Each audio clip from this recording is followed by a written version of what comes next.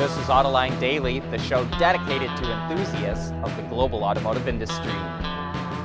While the drum beats are getting louder to ban internal combustion engines, Europe is considering legislation to ban the sale of all ICEs in 20 years. While certain countries and automakers have announced similar moves of their own, a legislative ban across the continent would be a significant development, and the EU is looking well beyond just autos. The New York Times reports it wants to cut all CO2 emissions by 55% by 2030 compared to 1990 levels. Meanwhile, the U.S. wants to cut them 43%, while China only expects emissions to hit their peak by that time. Volkswagen AG is boosting its target for operating profits to 9% of sales. Bloomberg reports that one of the ways it expects to boost them is by greatly increasing software sales and over-the-air updates to customers. VW believes that the total market for those services will hit 5 trillion euros by 2025, and it wants to capture over 1 trillion euros of that new business segment. Volvo says it will only sell electric cars by 2030. So what's it going to do with its ICE and transmission plants? Well, it's going to dump them into a separate company. Volvo and its parent company Geely created a joint venture called Aurobay. It also gets all of Volvo's engine engineering and R&D people. Volvo will continue to sell ICE engines and hybrids until 2030, and Geely will be using them in China beyond that. They also want Aurobay to sell engines and transmissions to other automakers. Nissan wants to improve the performance of its Formula E race car drivers by studying their brains. Called Brain to Performance, the program will use advanced brain imaging and analysis to monitor and record brain activity. This will then be compared to non-race car drivers to see how they differ. Nissan will use these results to create a training program to enhance speed, reaction, and consistency of its race car drivers. We want to know what drives your testing. OTA, connected car, diagnostics, remote testing. Intrepid Control Systems is here to help you work from anywhere. Intrepid Control Systems, driven by your data.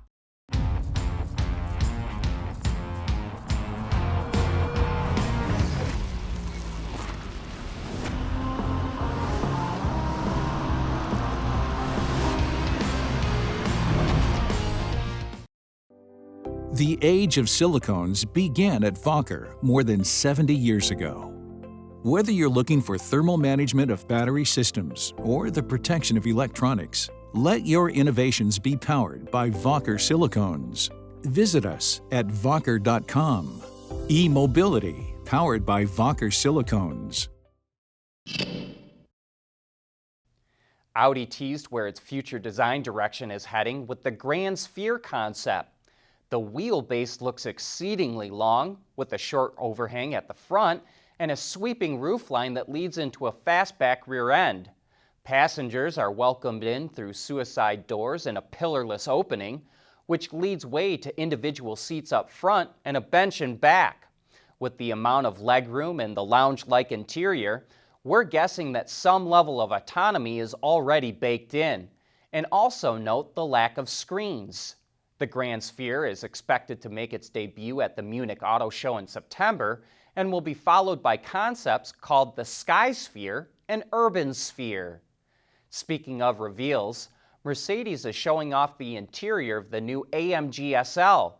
The dash features a multi-layer look that flows into the doors and is accentuated by shapely air vents that are meant to look like turbines.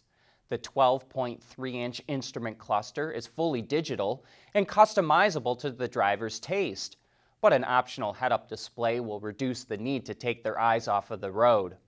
A large center console flows into the 11.9-inch center display screen that's hinged and can be adjusted electronically to reduce sun glare when the top is down.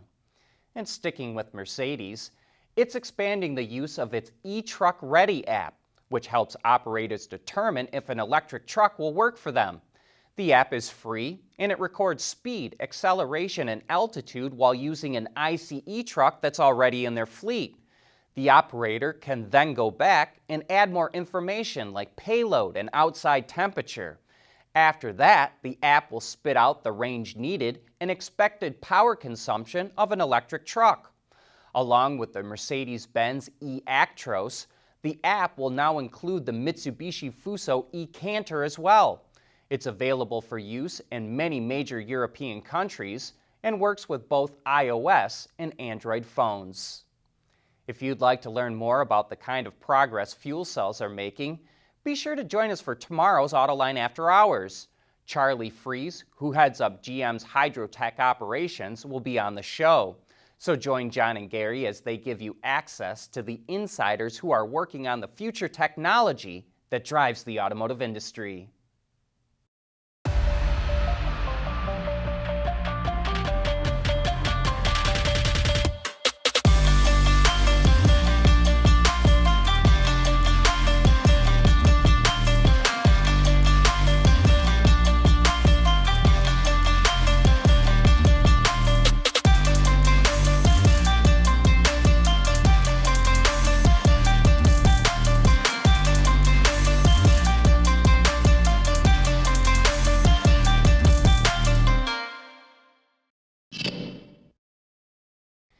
We've seen a number of automakers invest in VTOLs, or vertical takeoff and landing aircraft. Many see potential for them to be used as air taxis to help ease traffic congestion. And Porsche just released a study about what the market for them could be like in the future. While it does see potential over the next 15 years, there are still a lot of hurdles. The market for VTOLs in the US could reach $32 billion by 2035, but that will require an investment of at least $20 billion. However, before VTOLs can begin operating, regulations and infrastructure are still needed. At least 500,000 passengers a day will need to use air taxis for it to become a viable market by 2035. That means up to 2,500 takeoff and landing spots are needed in as many as 60 cities worldwide. General Motors is interested in designing more than just cars. It's building a new advanced design center in Pasadena, California, that will work on designing new vehicles for BrightDrop, the commercial delivery and logistics business at GM. It's also going to design Cadillac's personal autonomous concept vehicle and its VTOL, and it's going to develop a lunar rover concept together with Lockheed Martin. Pricing for the Hyundai Santa Cruz was released, and it's a bit pricier than its main rival, the Ford Maverick. The Santa Cruz starts just over $25,000, while the Maverick starts at about $21,500. A top-of-the-line Santa Cruz starts just under $41,000, compared to the Maverick, which tops out at $27,600. All prices we're reporting here include destination charges.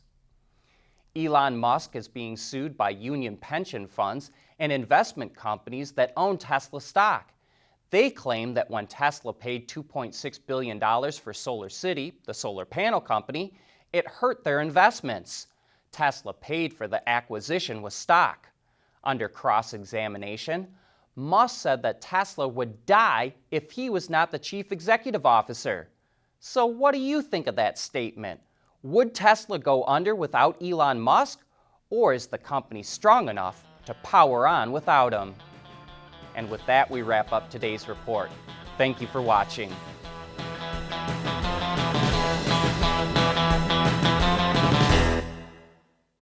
Autoline Daily is brought to you by Bridgestone, solutions for your journey. Intrepid Control Systems, over-the-air engineering, boost your game. Wacker, creating tomorrow's solutions. And by Magna.